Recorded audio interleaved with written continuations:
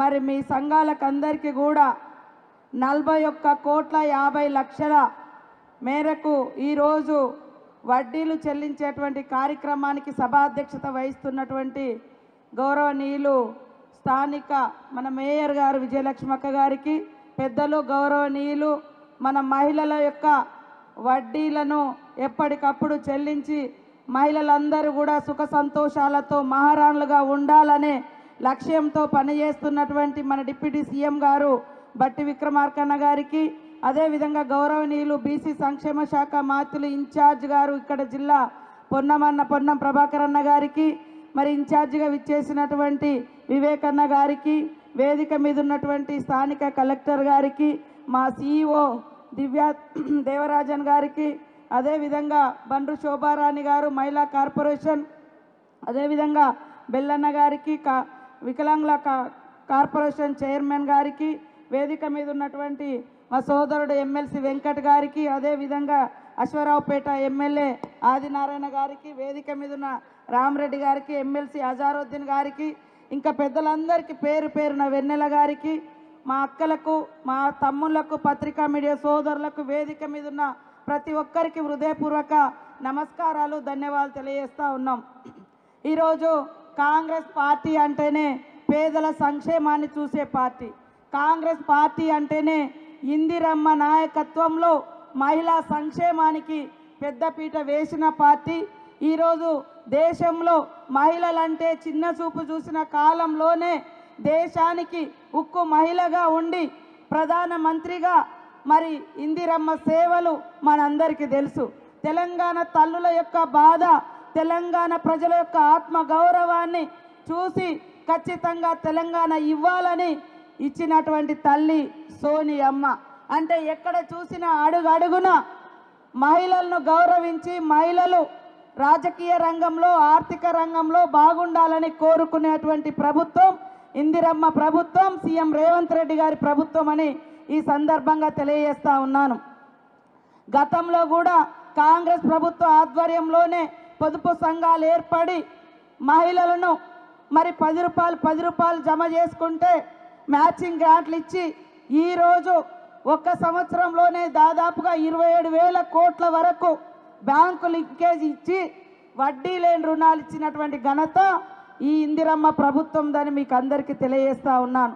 ఈరోజు లక్షల మంది మహిళలు బ్యాంకు లింకేజ్ తీసుకొని పెట్రోల్ బంకులు పెట్టుకుంటున్నారు, పాల కేంద్రాలు పెట్టుకుంటున్నారు, మరి ఇందిర మహిళా శక్తి క్యాంటీన్లు నడుపుతున్నారు. ఇప్పుడు మా బట్టి విక్రమార్కన్న గారి ఆధ్వర్యంలో సోలార్ పవర్ ప్లాంట్ కూడా పెట్టుకోవడం జరుగుతుంది. ఎందుకు అంటే ఇంట్లో ఆడకూతురు సంతోషంగా ఉంటే ఆ ఇంట్లో ఉన్నోళ్ళందరూ కూడా సంతోషంగా ఉంటారు. అట్లా ప్రతి ఇంట్లో సంతోషంగా ఉంటే ఆ ఊరు, ఆ సమాజం సంతోషంగా ఉంటుంది. కాబట్టి గతంలో చూస్తే మనం 10 రూపాయలకు 5 రూపాయలకు ఎన్నో అవస్థలు పడి మగవాళ్ళ మీద ఆధారపడేది. కానీ ఈరోజు బ్యాంకుల కాడికి పోతే డబ్బులు ఎవరికి ఇస్తూ ఉన్నారు? మా మహిళా సంఘం సభ్యురాళ్ళకే డబ్బులు వస్తూ ఉన్నాయి బ్యాంకుల ద్వారా. మగవాళ్ళను కూడా నమ్ముతలేరు. అవునా కాదా అక్క? చెప్పండి. మగాళ్ళకు కూడా డబ్బులు వస్తలేవు.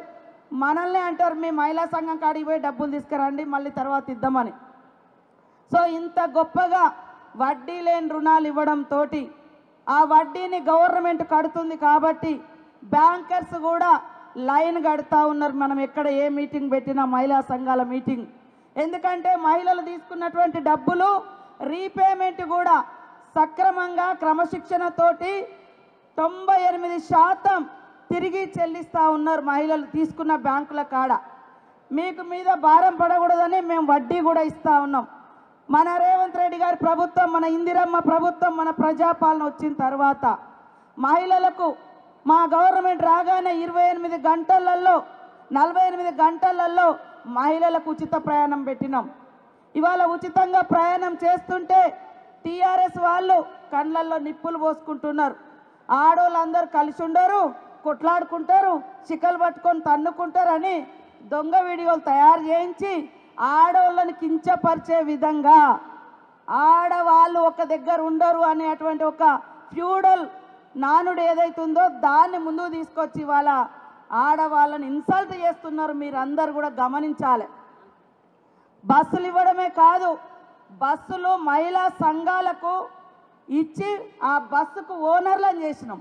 ప్రతి నెల ఇదే మన ఆర్టీసీ శాఖ మంత్రులు పొన్నమన్న గారి ఆధ్వర్యంలో ఉచితంగా బస్సు పెట్టడంతో పాటు ఆ బస్సుకు ఓనర్లను కూడా మహిళా సంఘాలను చేస్తే ఒక్కొక్క నెలకు మండల సమైక్యకు 70,000 రూపాయలు వస్తున్నాయి ఆదాయం.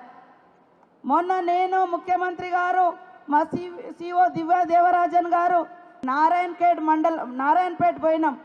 ఆడ దేశంలో మొట్టమొదటిసారి పెట్రోల్ బంకులు ఓపెన్ చేసినాం. ఆ పెట్రోల్ బంక్ ఓపెన్ చేసేటప్పుడు మహిళలు కూడా భయపడ్డారు, ఇది ఎవరో పెద్ద వ్యాపారులు నిర్వహించేది, మేము నిర్వహించగలుగుతామా అని. కానీ నిర్వహించి 6 నెలల్లో